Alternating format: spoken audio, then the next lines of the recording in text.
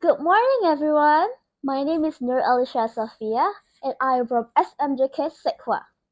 So, imagine climbing a mountain step by step, pushing yourself to go higher. You're almost at the top when suddenly something pulls you back down. It's not failure, it's not competition, it's something inside of you, your own ego. I thought confidence alone was enough to succeed until I read Ego is the Enemy by Ryan Holiday. This book made me realize that our greatest obstacle often isn't failure or competition, but our own ego. Today, I want to share how this book changed my perspective and why I believe it's a must read for anyone who truly wants to succeed in life. So, what exactly is ego? Holiday describes it as our tendency to overestimate our abilities, seek constant validation, and avoid admitting when we are wrong. Ego stops us from learning, improving, and growing. This book is filled with real life examples, personal stories, and practical advice on how to control our ego and focus on what really matters, like hard work, discipline, and humility. Holiday divides the book into three key phases, which is aspiration, success, and failure. The first phase is aspiration. Aspiration is when we're just starting out in life. This is when ego tricks us into thinking we're already great, even when we have so much to learn.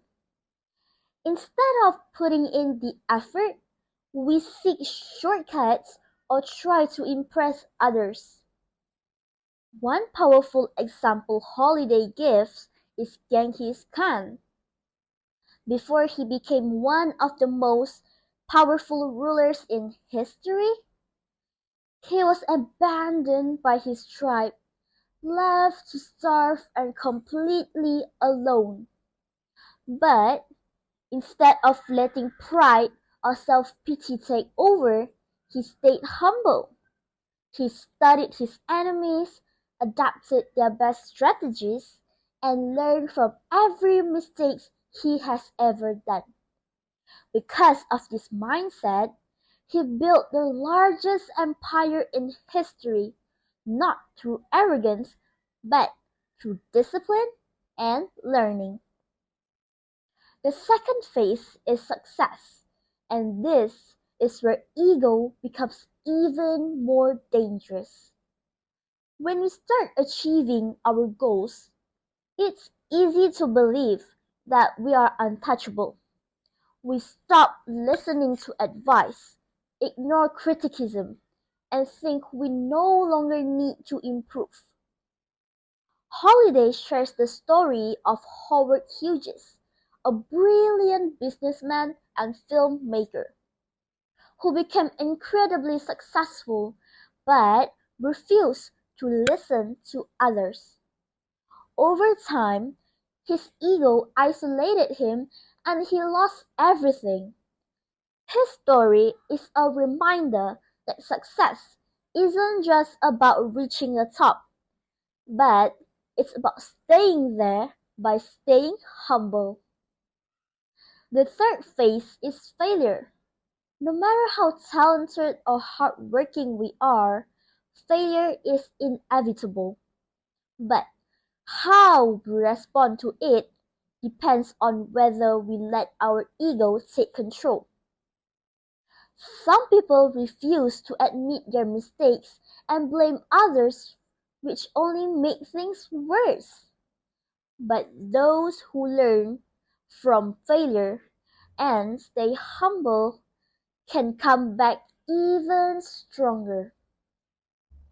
So, What can we take away from this?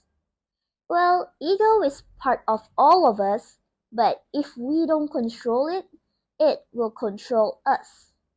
It blinds us to our weaknesses, stops us from learning, and can even ruin our success. Before reading Ego is the Enemy, I never really gave much thought to ego, but now I see how often it affects our daily lives, whether it's ignoring advice and, refusing to admit when we are the one that is wrong, or caring too much about what others think of us. Ego holds us back in ways we don't always realize.